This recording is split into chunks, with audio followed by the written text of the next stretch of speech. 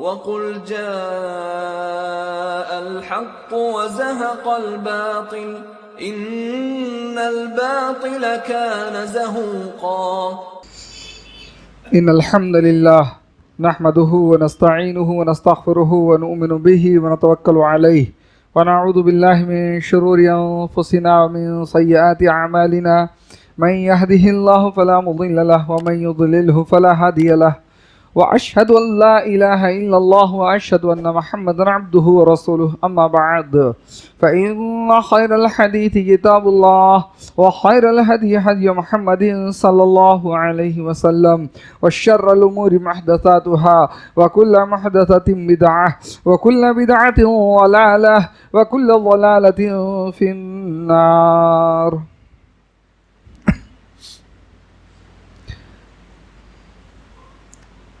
اعوذ باللہ من الشیطان الرجیم بسم اللہ الرحمن الرحیم قاف والقرآن المجید بل عجبوا ان جاءهم منذر منهم فقال الكافرون هذا شيء عجيب أإذا متنا وكنا ترابا ذلك رجع بعيد قد علمنا ما تنقص الأرض منهم وعندنا كتاب حفيظ بل كذبوا بالحق لما جاءهم فهم في أمر مريج أفلم ينظروا إلى السماء فوقهم كيف بنيناها وزيناها وما لها من فروج۔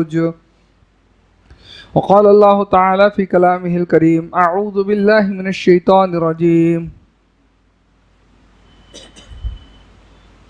ولتجدن أشد الناس عداوة للذين آمنوا اليهود۔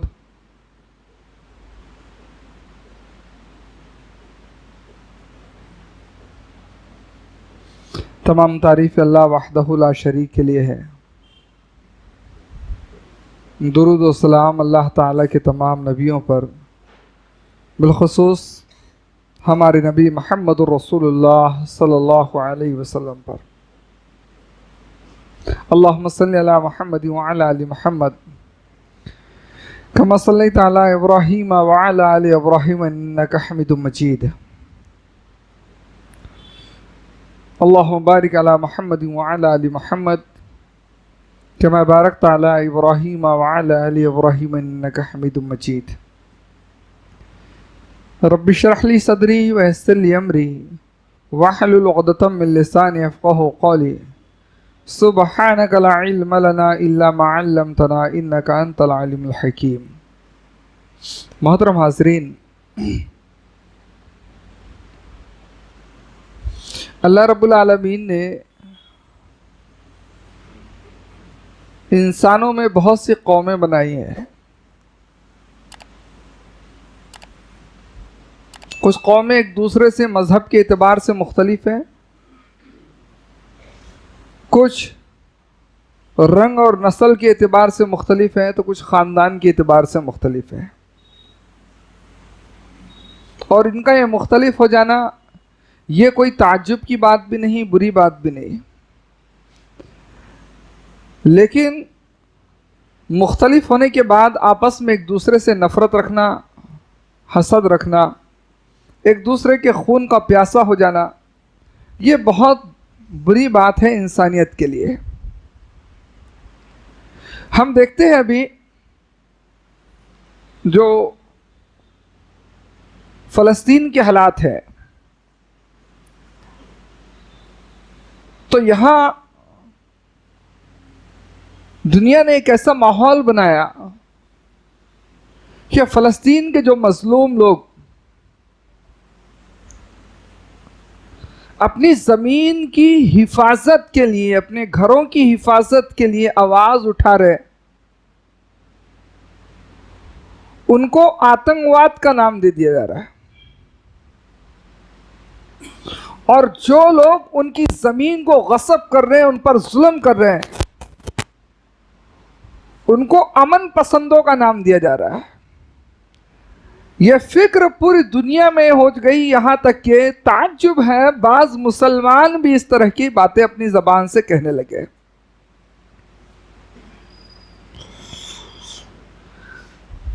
یہود جو قوم ہے نا، یہ بہت پرانی قوم ہے، اور اس کی تاریخ جو ہے بڑے عروج و زوال والی ہے۔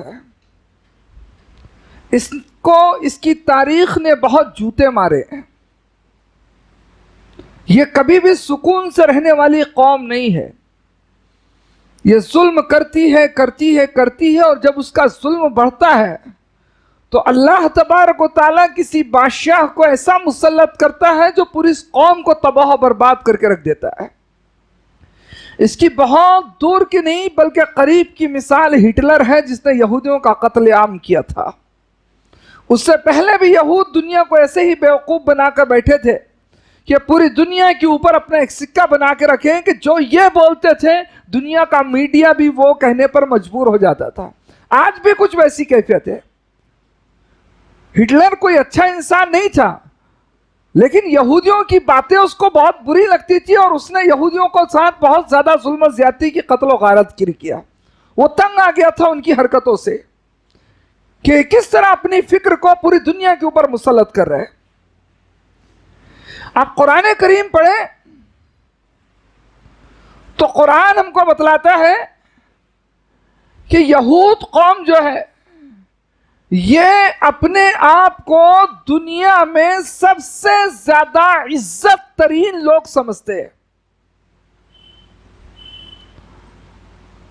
ان کا ماننا ہے کہ ہم وہ لوگ ہیں جن کو اللہ تعالیٰ نے اس دنیا میں عزت عطا فرمائی ہے۔ ان کا ماننا ہے کہ جنت ہمارے لیے بنائی گئی ہے۔ ان یہود کا ماننا ہے کہ یہ لوگ اللہ کے سب سے محبوب ترین بندے ہیں۔ قرآن نے ذکر کیا نا، یہ لوگ کہتے ہیں نحن ابناء اللہ واحباؤہ، کہ ہم اللہ کے بیٹے ہیں، ہم اللہ کے محبوب ہیں۔ یہ ان کا اپنا دعویٰ، یہ اپنے آپ کو اللہ کا دوست گمان کرتے ہیں۔ سورہ جمعہ کے اندر ہے نا، ہم آیت پڑھتے ہیں قُلْ يَا أَيُّهَا الَّذِينَ هَادُوا إِن زَعَمْتُمْ أَنَّكُمْ أَوْلِيَاءُ لِلَّهِ مِن دُونِ النَّاسِ۔ یہ خود کو اللہ کا دوست مانتے ہیں، اپنے علاوہ دنیا کے ہر شخص کو چاہے وہ شخص ان کی غلامی کیوں نہ کرتا ہو، ان کے جوتے چپل تک سیدھے کرنے کا کیوں نہ کام کر دے، یا ان کے بڑے سے بڑے کام میں ان کا مددگار کیوں نہ ثابت ہو جائے، قوم یہود اپنے علاوہ، اپنی قوم کے علاوہ ہر شخص کو حقیر اور ذلیل محسوس کرتے ہیں۔ عام لوگوں کی بات جانے دیجئے، اللہ تعالیٰ نے جن نبیوں کو اس کائنات میں بھیجا، اور اگر وہ نبی قوم یہود میں سے نہیں تھے تو تعجب ہوگا آپ کو سن کر کہ قوم یہود نے ان نبیوں کا قتل تک کر دیا۔ آپ کیا کہتے ہیں؟ قرآن بتاتا ہے کہ یہود محمد رسول اللہ صلی اللہ علیہ وسلم کو ایسے پہچانتے تھے جیسا باپ اپنے بیٹے کو پہچانتا ہے۔ محمد کی نبوت کو صلی اللہ علیہ وسلم یہ لوگ ایسے پہچانتے تھے، لیکن صرف اس بنیاد پر کہ یہ یہودیوں میں سے کیوں نہیں ہوئے، یہ قریش میں سے کیوں ہو گئے، اس بنیاد پر انہوں نے محمد صلی اللہ علیہ وسلم کی نبوت کا انکار کر دیا۔ صرف یہ نہیں کہ انکار کیا بلکہ ہر موقع پر آپ کے خلاف محاذ کھولا رکھا۔ آج ہم بات کر رہے ہیں کہ یہ بچوں کا قتل کر دے رہے ہیں، معصوموں کو مار رہے ہیں، نبیوں کا قتل کر دیے، یہ اس طرح کے لوگ ہیں۔ اللہ تبارک و تعالیٰ نے قرآن میں ان کو مغضوب علیہم کہا ہے۔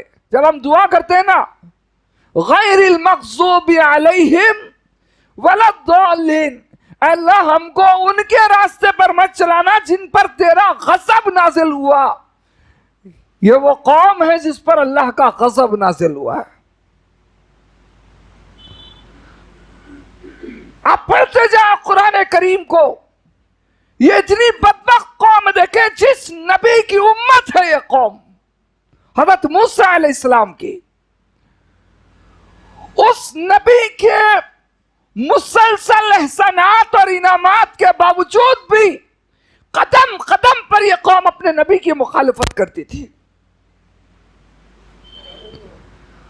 آپ اندازہ لگائیں کہ بنی اسرائیل جو تھے، یہ یہود جو تھے، یہ فرعون کے ظلم و ستم سے دبے ہوئے تھے نا۔ اللہ تعالیٰ نے موسیٰ اور ہارون علیہ السلام کو یہاں بھیجا تھا کہ یہود کو جو ہے فرعون کے ظلم و ستم سے نجات دلایا جائے، اور الحمدللہ موسیٰ علیہ السلام لمبے زمانے تک محنتیں کرتے رہے، ان کے خاطر موسیٰ علیہ السلام جیل میں رہے، فرعون کے ظلم و ستم کو سہا برداشت کیا، مختلف قسم کی تکالیفیں جھیلی، ان کے خاطر ہجرت کیے، ان کو لے کر ہجرت کیے، اور جب اللہ تعالیٰ نے فرعون کو دریا میں غرق کر دیا،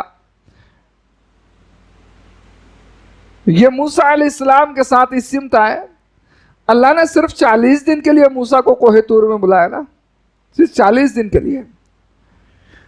اس قوم کی بے غیرتی کا اندازہ لگائیں کہ لمبے زمانے تک جو موسیٰ ان کو توحید کی دعوت دیتے رہے، اللہ کے کئی انعامات کو انہوں نے اپنی آنکھوں سے دیکھا،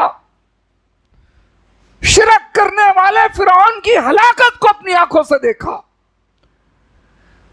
فقط ابھی چند دن ہوئے تھے موسیٰ علیہ السلام کو کوہ طور کی طرف سفر کیے ہوئے، یہ ملعون قوم بچڑے کو پیدا کر کے بنا کر کے اس کی عبادت کرنا شروع کر دی۔ اس کو احساس بھی نہیں ہوا کہ یار اسی جرم میں تو فرعون ابھی ہلاک کیا گیا۔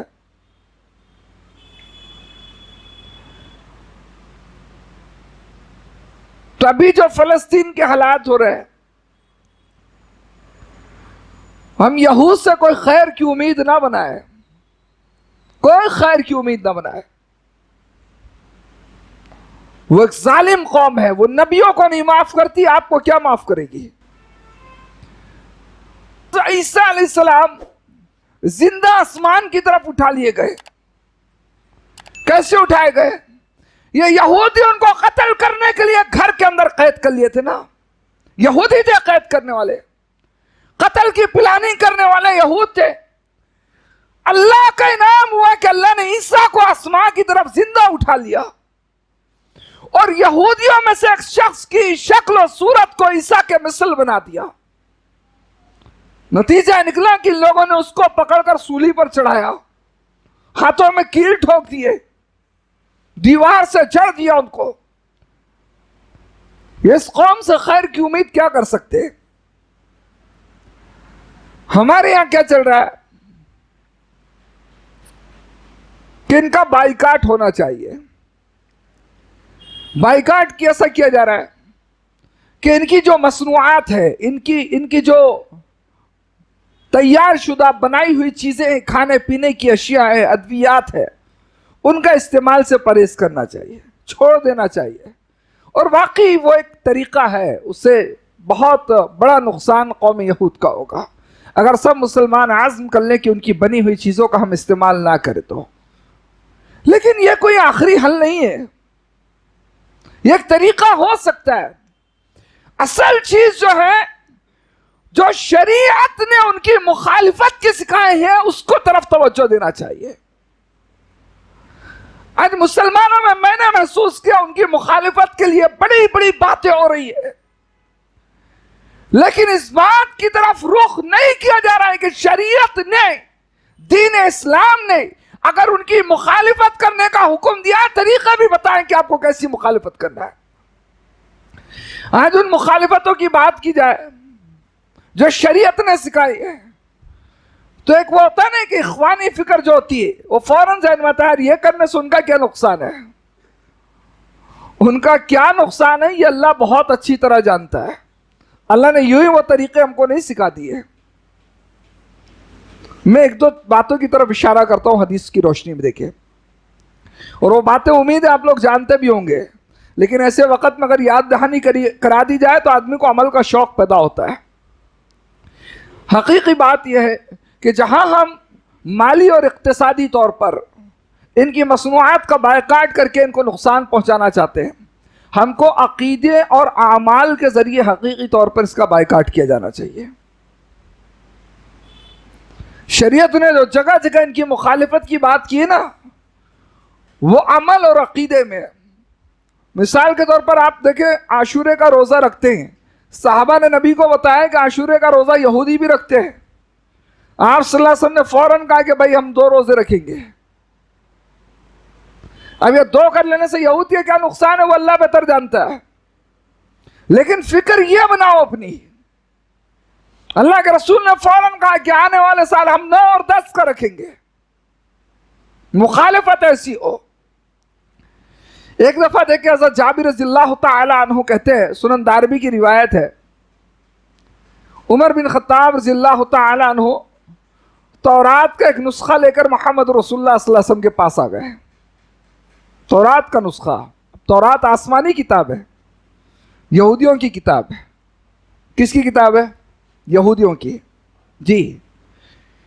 قرآن جو کتاب ہے یہ کتاب مسلمانوں کی نہیں، یہ تمام لوگوں کی کتاب ہے، یہ ہدی للناس ہے. لیکن تورات جو کتاب ہے وہ تمام لوگوں کی نہیں، وہ یہودیوں کی کتاب ہے. وہ فقط اس قوم کے لیے نازل کی تھی اللہ تعالیٰ نے، سارے لوگوں کے لیے نہیں. قرآن کتاب کو ایک خصوصیت یہ حاصل ہے کہ سارے لوگوں کے لیے نازل کی گئی. اس لیے آپ دیکھیں گے آج یہودیوں کی کیفیت جو قرآن کریم نے ذکر کی ہے، وَلَن تَرْضَىٰ عَنْكَ الْيَهُودُ وَلَا النَّصَارَىٰ حَتَّىٰ تَتَّبِعَ مِلَّتَهُمْ. یہ کیفیت تو اس وقت کی بھی ذکر کی گئی جب محمد رسول اللہ صلی اللہ علیہ وسلم موجود تھے، قرآن نازل ہوتا تھا. اللہ نے فرمایا یہود و نصارہ آپ سے کسی حال میں بھی راضی نہیں ہوں گے یہاں تک کہ آپ ان کے طریقے کی، ان کے دین کی پیروی کر لو. آپ نہیں راضی کر سکتے ان کو. آج بھی یہودیوں کی کیفیت آپ دیکھ لیں، یہودی کسی بھی غیر یہودی کو یہودی جماعت کے اندر شامل نہیں کرتے. انہوں نے بہت ساری ایسی تنظیمیں بنائی ہوئی ہیں، ایسے سسٹم انہوں نے چلایا ہوا ہے جس سے لوگوں کو وہ اپنے قریب کرتے، لیکن قریب اس لیے نہیں کرتے کہ لوگوں کو خود سے جوڑے. قریب اس لیے کرتے ہیں کہ لوگ جس عقیدے پر گامزن ہیں اس عقیدے کے اندر بگاڑ لاتے، لوگوں کی یہاں جو دینی طریقے ہیں اس طریقے کے اندر بگاڑ لاتے.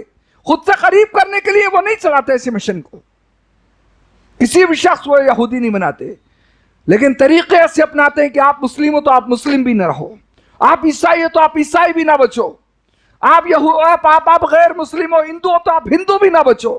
وہ راستے ایسے اپناتے کہ لوگوں کو ان کے دین سے دور کر دینا، اپنے سے نہیں جوڑنا.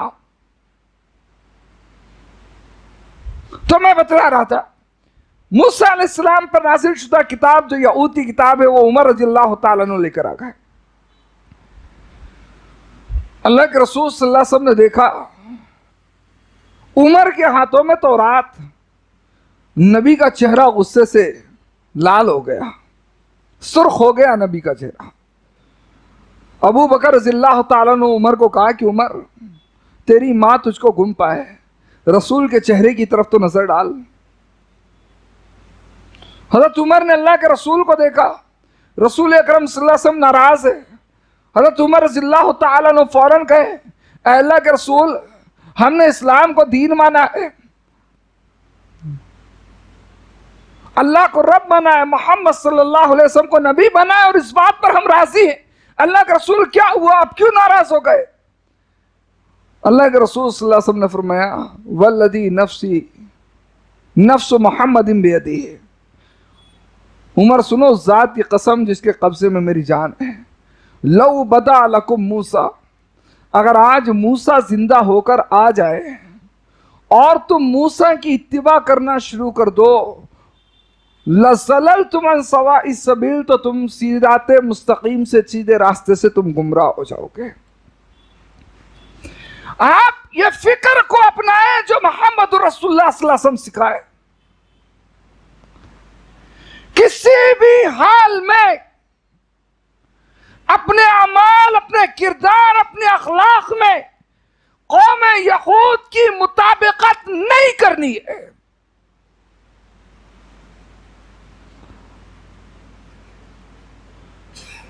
آپ دیکھیں یہود کے اندر ایک طریقہ تھا، کچھ باتیں تو ایسی ہیں کہ مسلمانوں کو اصلاح کرنے میں بھی بڑا وقت لگ جائے، جو مثل یہود مسلمانوں کے اندر داخل ہو گئی ہیں. کیونکہ اللہ کے رسول صلی اللہ علیہ وسلم کی ایک حدیث تھی نا کہ تم ضرور بھی ضرور اپنے پہلے کی قوموں کے نقش قدم پر چلو گے، ان کے قدم پر قدم رکھو گے، یہاں تک کہ ان میں سے کوئی شخص گوہ کے بل میں داخل ہوا تو تم میری امت کا بھی کوئی شخص ہوگا جو وہاں تک پہنچ جائے گا، ان میں سے کسی شخص نے اپنی ماں سے زنا کیا تو میری امت کا بھی کوئی شخص ہوگا جو اس غلط کام کو انجام دے دے گا. اس قدر تم ان کے پیچھے چلنے لگے تو بہت سی برائی واقعی ایسی داخل ہو گئی جس کی اصلاح بہت مشکل بھی ہے.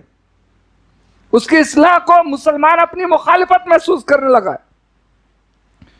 تو قرآن نے ذکر کیا سورہ توبہ کے اندر اتخذوا احبارهم ورهبانهم اربابا من دون اللہ، کہ یہودیوں نے، نصارہ نے اپنے عالموں کو، اپنے مفتیوں کو، اپنے اماموں کو اللہ تعالیٰ کے سوا رب کا درجہ دے دیا تھا. جب یہ بات نبی نے ایک صحابی کے سامنے رکھی، وہ کہنے لگا اللہ کے رسول ایسا تو ہم نے نہیں کیا تھا. آپ صلی اللہ علیہ وسلم نے فرمایا کہ ایسا نہیں ہوتا تھا کہ وہ جس چیز کو حلال کہہ دے تم کہتے حلال، وہ جس چیز کو حرام کہہ دے تم کا حرام. وہ اللہ کی کتاب میں حلال ہے حرام اس سے کوئی مطلب نہیں. انہوں نے جس کو بولا حلال تم نے کہا حلال، ان کی مخالفت نہیں ہو سکتی. انہوں نے جس کو کہا حرام تم نے کہا حرام. محمد صلی اللہ علیہ وسلم کا یہ رب بنانا ہے. یہ جامع ترمذی کی روایت ہے. آپ مخالفت کیجیے ان کی فکر کی اور کرے نہیں. اسلام نے کہا ہے کہ اس معاملے میں مخالفت ہونا چاہیے ان کی. آپ سوچیں کہ ہم پیپسی پینا چھوڑ دیں گے تو ان کو بہت بڑا نقصان پہنچا دیں گے. ہو سکتا ہے کچھ کر سکتے ہیں، لیکن اصل چیز مخالفت کی یہ ہے کہ آپ اپنے عقیدے میں، اپنے اعمال میں ان کی مخالفت کیجیے. رسول نے کیسی مخالفت کر کے دکھائی؟ کہا یہودی تاخیر سے روزہ کھولتے تم جلدی کھولو. کہا یہود و نصارہ سحری بہت جلدی کر لیتے تم تاخیر میں کرو. قدم قدم پر ان کی مخالفت سکھائی. کہا یہود و نصارہ مسجدیں اپنی عبادت گاہیں بڑی خوبصورت بناتے ہیں تم سادی بناؤ، تم اس کو مزین مت کرو. کہا یہود مشرک وہ پگڑی باندھتے تم بھی باندھتے ہو، ان کی مخالفت کرو. اپنی پگڑی کے اندر ایک کپڑا رکھو ٹوپی نما، اس سے اوپر اپنی امامہ باندھو، پگڑی باندھو. آپ یہ مخالفت کرنا سیکھے. اس مخالفت میں فقط ان کی مخالفت نہیں، اللہ کی اطاعت و فرما برداری بھی ہے. اس مخالفت میں صرف ان کی مخالفت ہی نہیں، اللہ کے رسول کی اطاعت و فرما برداری بھی ہے. یہ مخالفت ثواب دلانے کا ذریعہ ہے، ثواب پہنچانے کا ذریعہ ہے. اللہ کے رسول صلی اللہ علیہ وسلم کیا کہے؟ حضرت عائشہ صدیقہ رضی اللہ تعالیٰ نے کہتی ہیں اللہ کے رسول نے فرمایا لعن اللہ الیہود والنصارى اتخذوا قبور انبیائہم مساجدا. اللہ تبارک و تعالیٰ یہود و نصارہ پر لعنت کرے، انہوں نے اپنے نبیوں کی قبروں کو سجدے کی جگہ بنا لیا. صحیح بخاری کی روایت ہے نا. کیوں نہیں؟ مسلمانوں کو نہیں کرنا چاہیے اس میں ان کی مخالفت ہے کہ اگر انہوں نے یہ کام کر لیا ہے کہ مسلمان کبھی ایسا نہ کریں کہ اپنے کسی نیک آدمی کی قبر کو سجدے کی جگہ بنا لیں، کہ لوگ دور دراز سے وہاں آئیں، وہاں اپنی منتیں پوری کریں، وہاں اپنی ضرورتیں پوری کریں. اور یاد رکھیں سجدہ فقط اس سجدے کا نام نہیں جو نماز میں کیا جاتا ہے. آج دماغ منطقی ہے لوگوں کے پاس، حق کو ثابت کرنے کے لیے اپنی منطق کا استعمال نہیں، باطل کو ثابت کرنے کے لیے استعمال کر لیتے ہیں. لوگوں نے کہا سجدہ تب سجدہ ہوتا ہے جب ناک، پیشانی، ہاتھ، گھٹنے، پاؤں کے پنجے سب زمین میں ٹک جائے. ہم جو ہے کسی قبر کے پاس ایسا نہیں کرتے، وہ سجدہ نہیں ہوتا. جی بھائی نماز کا سجدہ تو ویسے ہی سجدہ ہے، اس سے انکار نہیں. نماز میں جب تک پیشانی، ناک، ہاتھ، گھٹنے، پاؤں کے پنجے آپ نہیں ٹیکیں آپ کا سجدہ نہیں ہوگا. لیکن عبادت کے لیے یہ بات لازم نہیں ہے. آپ قرآن پڑھو، قرآن کیا کہتا ہے لا تسجدوا للشمس ولا للقمر. قرآن نے کہا سورج اور چاند کو سجدہ مت کرو بلکہ ایک اللہ کو سجدہ کرو۔ وہ بتاؤ سورج چاند کے سامنے کون ایسا سجدہ کرتا تھا؟ نہ اس وقت کرتا نہ آج کرتا کوئی۔ اب وہ کون سا سجدہ تھا؟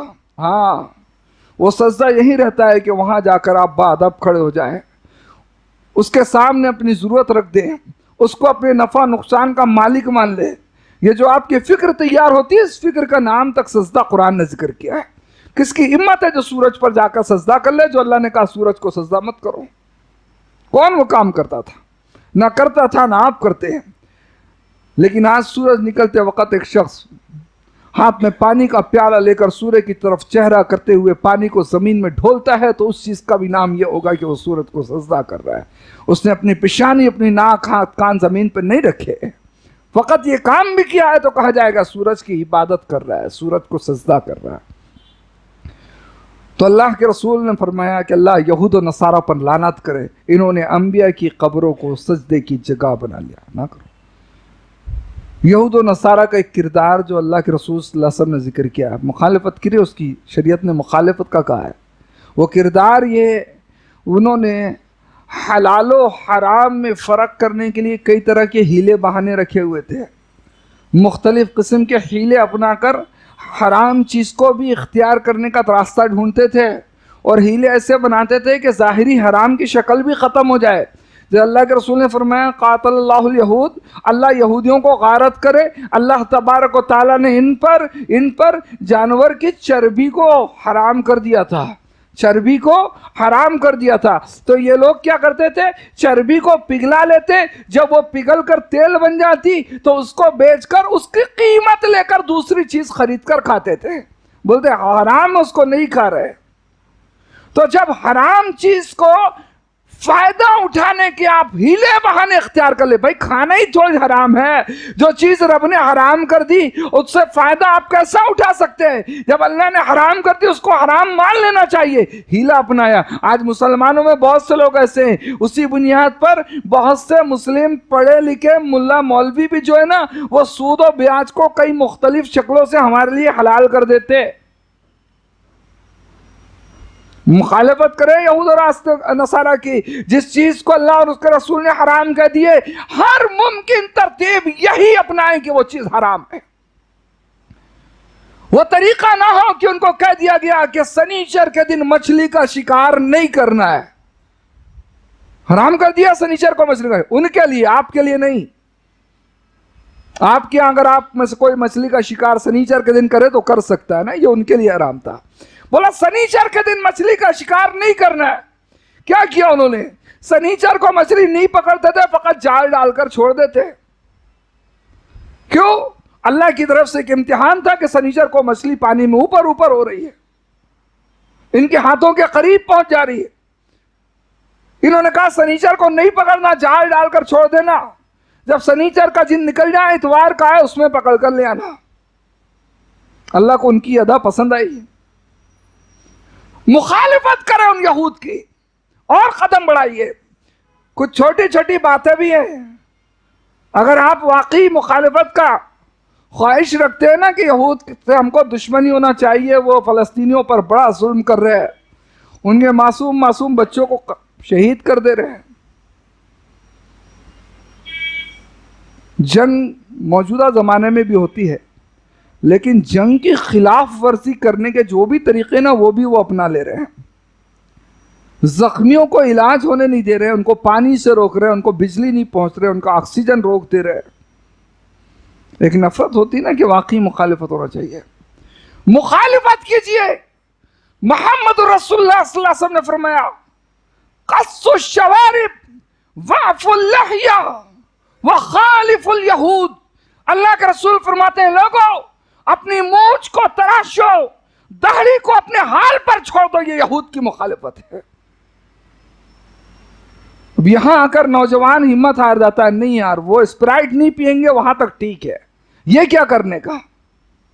نہیں، یہ مخالفت ان کی جو کرنا ہے نا، یہ آپ کا بھی ایک امتحان ہے، یہ آپ کا بھی امتحان ہے۔ دینے والے اپنی قربانی دے رہے ہیں کہ ان کی جانیں چلے جا رہی ہیں، ان کی اولادیں چلے جا رہی ہیں، ان کے شوہر چلے جا رہے ہیں، ان کے والدین چلے جا رہے ہیں، یا ہم اپنی اتنی قربانی دینے کو تیار نہیں کہ یار اپنی داڑھی کو اپنے حال پر چھوڑ دیں. اللہ کے رسول نے دیکھیے کتنے صاف لفظوں میں نام لے کر کہا کہ وَعْفُ اللِّحْيَ وَخَالِفُ الْيَهُودَ، آپ داڑھی کو اپنے حال پر چھوڑو، یہود کی مخالفت کرو. یہود کیا کرتے ہیں؟ یا تو داڑھی رکھتے نہیں، یا رکھتے ہیں تو ساتھ میں مونچھیں بھی بڑی بڑی رکھتے ہیں. محمد رسول اللہ صلی اللہ علیہ وسلم نے ان کے دونوں طریقوں کو غلط قرار دیا. آپ مونچھیں تراشو، آپ داڑھی کو اپنے حال پر چھوڑو، یہود کی مخالفت کرو. ہے نفرت کو قدم بڑھائیں، ہے ان سے نفرت تو قدم بڑھائیں. اور ایک چیز میں اور اس تعلق سے بتلاتا ہوں جس پر عمل کرنا بڑا آسان ہے کرنے والوں کے لیے. اللہ کے رسول صلی اللہ علیہ وسلم نے فرمایا غیر الشیبہ وخالف الیہود. اللہ کے رسول نے فرمایا بزرگوں کی وجہ سے جو بال سفید ہو جاتے ہیں، بال پک جاتے ہیں، ان بالوں کا رنگ تبدیل کرو. کالے سے منع کیا گیا ہے کہ کالا مت کرو. ان بالوں کو رنگ لگاؤ، ان کو مہندی لگاؤ، ان کا رنگ بدلو. وخالف الیہود، آپ صلی اللہ علیہ وسلم نے یہاں پہ بھی یہ جملہ کہا کہ یہودی اپنے بالوں کو رنگ نہیں کرتے، تم رنگ کیا کرو، ان کی مخالفت کرو. یہ وہ چیزیں ہیں جو آج ہم لوگ ان کو ہلکے میں لے رہے ہیں، لیکن یہی وہ اصل طریقہ ہے جو شریعت نے، جو اللہ نے رسول اکرم صلی اللہ علیہ وسلم کی زبانی ہم کو سکھایا یہود کی مخالفت کرنے کا. اس طریقے کو نہ اپنا کر ہم سوچے کہ ہم ان کا ایک بنایا ہوا صابن نہیں استعمال کریں گے، ان کا ایک بنایا ہوا پیسٹ نہیں استعمال کریں گے، ہم نے ان کی بہت بڑی مخالفت کر لی ہے. تو میں کہتا ہوں ہو سکتا ہے آج آپ جذبات میں آ کر استعمال نہ کریں ان کے بنائے ہوئے صابن کو، پیسٹ کے کوئی چیز کو. کل حالات ٹھیک ہوں گے پھر آپ شروع کر دیں گے، کیونکہ آپ ایمانی طور پر وہ تیار ہی نہیں ہونا. جب ایمانی طور پر آپ تیار ہوں گے تو آپ واقعی اس مخالفت کی طرف قدم بڑھائیں گے جو مخالفت کرنے کا سلیقہ شریعت نے سکھائی ہے. وہ مخالفت کرنا جو ہمارے یہاں کے سیاستداں سکھاتے ہیں، ہم اس کو طریقے کو اپنا رہے ہیں. مخالفت کا وہ انداز جو ہمارے نبی نے ہم کو سکھایا، اس طریقے کو ہم لوگ نہیں اپنا پا رہے ہیں. اس معاملے میں غور کرے دوستو. دعا ہے اللہ رب العزت ہم سب کو نیک اعمال کی توفیق عطا فرمائے. اللہ رب العالمین فلسطین کے مسلمانوں کی حفاظت فرمائے. اللہ رب العالمین ان کی زندگیوں کے اندر خوشحالی لا دے. اللہ تبارک تعالیٰ فلسطین کے اندر امن و سکون کا قیام فرما دے. اے اللہ قبلہ اول کو یہودیوں کی شکنجے سے اللہ تو آزاد فرما دے. اے اللہ تو یہود قوم کو تباہ و برباد کر دے. اے اللہ تو یہود قوم کو تباہ و برباد کر دے. اچھا ایک دو بات مجھ کو یاد آئی دعا کرتے کرتے. حدیث کے اندر ہے فرشتے یہود جو آپ کے سلام سے بہت چڑھتے ہیں، آپ جو سلام کرتے ہیں، ایسے حالات کے اندر اس سلام کو بھی خوب پھیلاؤ، بہت زیادہ کثرت سے سلام کرو. حدیث کے اندر یہ بھی ہے کہ فرشتے وہ یہود جو ہے نا وہ آپ کے قبلہ سے چڑھتے ہیں، آپ کا جو قبلہ خانہ کعبہ ہے اس پر بھی وہ آپ سے بہت حسد کرتے ہیں. ایسے وقت میں کوشش کرے زیادہ سے زیادہ نفل نمازیں پڑھنے کی کہ اپنا زیادہ وقت اپنے قبلے کی طرف رخ کرتے ہوئے گزرے. حدیث کے اندر یہ بات بھی موجود ہے کہ یہود جو ہیں آپ کے، وہ آپ کا جو امام کے پیچھے آمین کہنا ہے اس سے بہت زیادہ حسد کرتے ہیں. حدیث کے الفاظ ہے ما حسدتکم الیہود علی شیء ما حسدتکم بالتامین. اللہ کے رسول نے فرمایا فاکثروا بالجہر بالآمین، تم لوگ بہت کثرت کے ساتھ آمین کہنے کے عادی بنو. یہ وہ چیزیں جو یہود کی مخالفت کے لیے محمد رسول اللہ صلی اللہ علیہ وسلم ہم کو سکھائے، اختیار کرے دوستو. اللہ سے دعا اللہ ہم کو عمل کی توفیق عطا فرمائے. آمین.